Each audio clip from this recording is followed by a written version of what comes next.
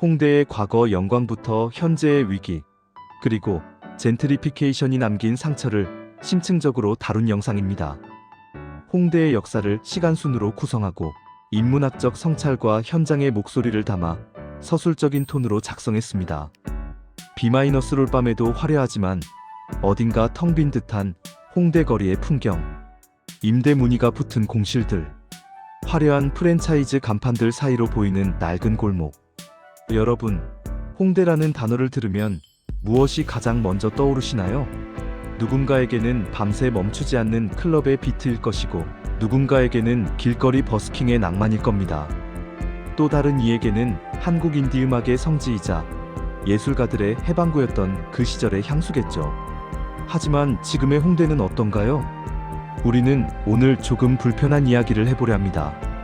홍대는 이미 죽었다는 말이 나온 지 벌써 10년이 넘었습니다. 하지만 지금 우리가 마주한 홍대의 모습은 과거의 문화적 소멸을 넘어 공간의 붕괴라는 더 처참한 단계로 진입하고 있습니다.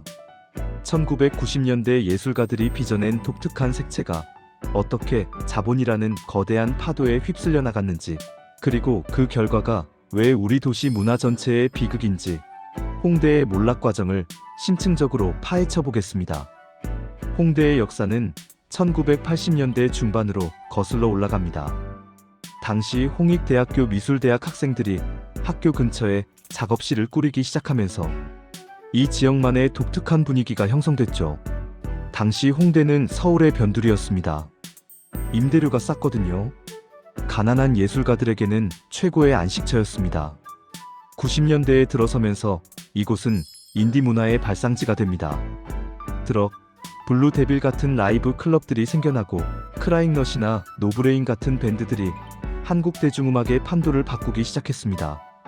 그 시절의 홍대는 정돈되지 않은 거친 매력이 있었습니다. 벽면을 가득 채운 그라피티는 반항의 상징이었고, 골목마다 숨어있는 작은 카페들은 주인장의 취향이 고스란히 묻어나는 예술작품 그 자체였습니다. 규격화된 강남의 유흥가와는 결이 달랐습니다. 홍대는 다름이 존중받는 곳이었고, 그 다름을 소비하기 위해 전국의 청춘들이 모여들었습니다. 하지만 아이러니하게도 홍대의 몰락은 바로 그 인기에서 시작되었습니다. 자본은 돈 냄새를 기가 막히게 맡습니다. 사람들이 모이고 문화적 가치가 창출되자 대기업들이 움직이기 시작했습니다.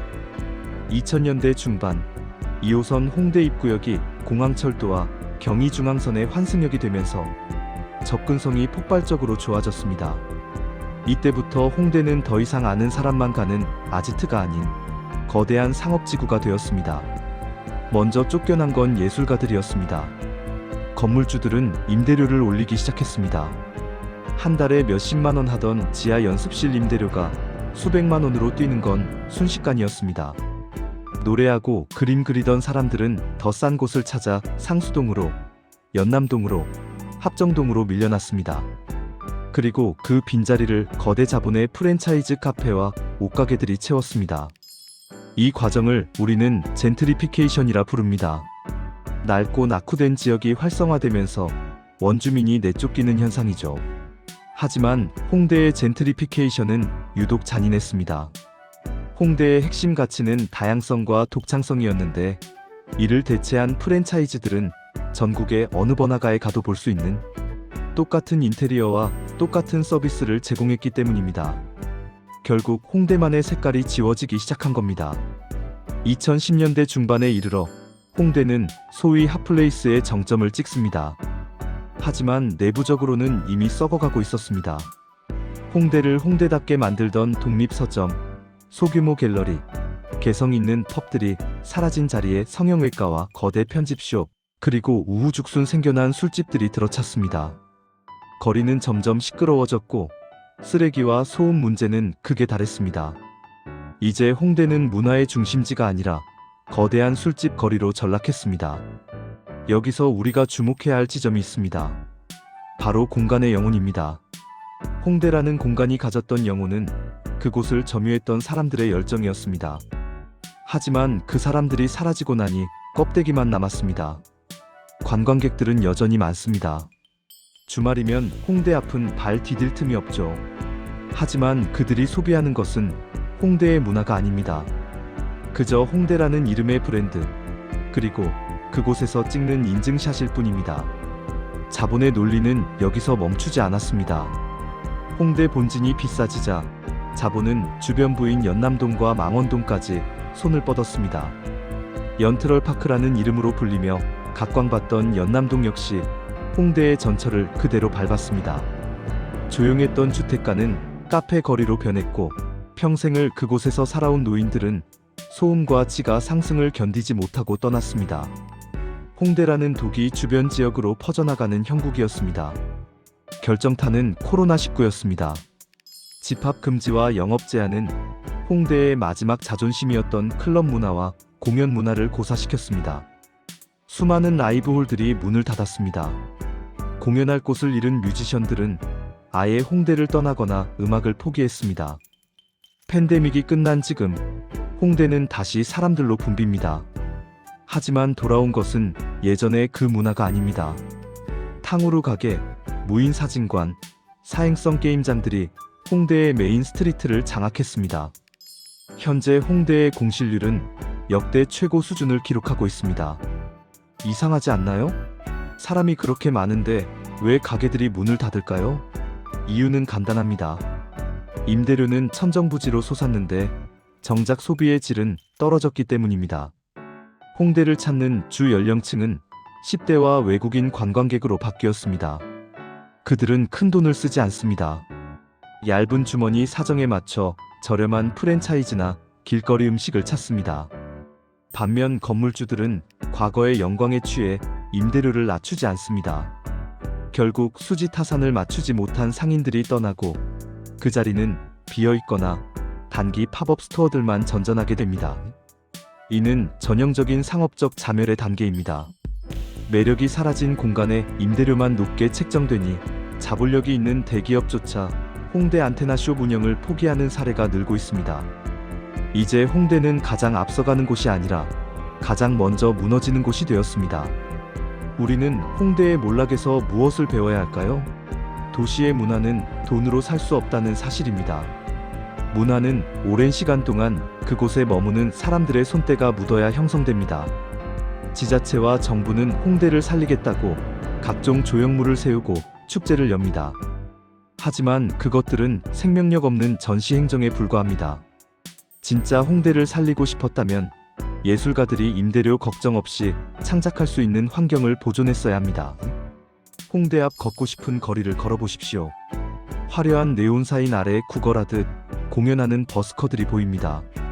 과거의 버스킹이 자신의 음악을 들려주기 위한 처절한 몸부림이었다면 지금의 버스킹은 유튜브 조회수를 늘리기 위한 수단이나 소음 공해에 가까운 경우가 많습니다. 수준 낮은 공연들이 거리를 점령하면서 진지한 아티스트들은 더욱더 홍대를 멀리하게 되었습니다. 또한 젠트리피케이션의 대안으로 제시되었던 상생 협약이나 임대료, 상한제 등은 현장에서 제대로 작동하지 않았습니다. 법위망을 피해 권리금을 올리거나 관리비를 폭등시키는 꼼수들이 판을 쳤습니다. 건물주들은 눈앞의 이익을 위해 황금알을 낳는 거위의 배를 갈랐습니다.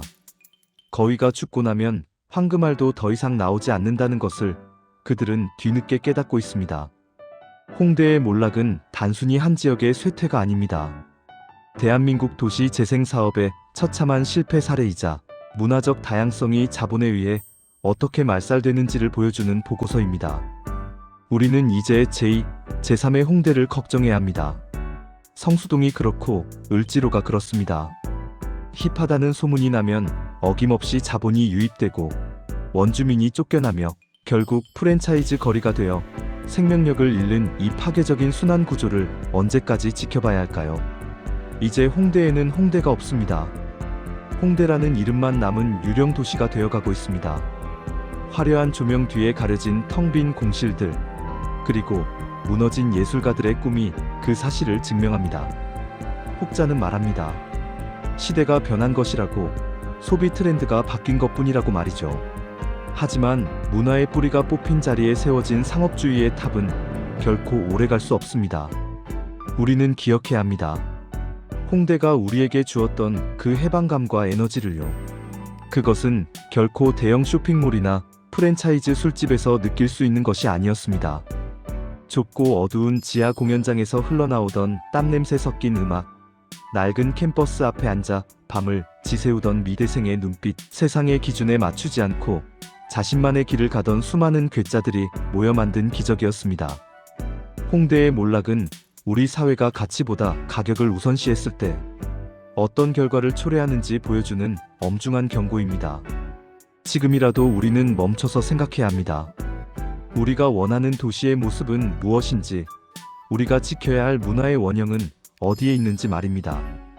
영상이 길어지고 있습니다만 이 이야기는 단순히 과거를 추억하는 노스텔지어가 아닙니다. 지금 이 순간에도 우리 주변의 소중한 공간들이 홍대의 길을 걷고 있기 때문입니다. 소중한 것은 사라지고 나서야 그 가치를 알게 된다고 하죠. 홍대가 가졌던 그 찬란했던 다양성이 다시는 돌아오지 않을 것 같아 마음이 무겁습니다. 오늘 여러분과 함께 나눈 홍대의 이야기가 여러분에게는 어떻게 다가갔나요? 여러분이 기억하는 홍대의 가장 아름다운 모습은 무엇이었나요? 댓글로 여러분의 추억과 의견을 공유해주세요. 홍대의 몰락은 마침표가 아닐 수도 있습니다. 어쩌면 이 처참한 무너짐 끝에 다시 낮은 곳에서부터 새로운 문화의 싹이 틀지도 모릅니다. 하지만 그 싹이 다시 자본의 독에 중독되지 않으려면 우리는 공간을 소비하는 방식 자체를 고민해야 할 것입니다. 긴 영상 끝까지 시청해주셔서 감사합니다. 오늘 이야기가 유익했다면 구독과 좋아요 부탁드립니다. 다음에는 더 깊이 있는 도시의 이야기로 돌아오겠습니다.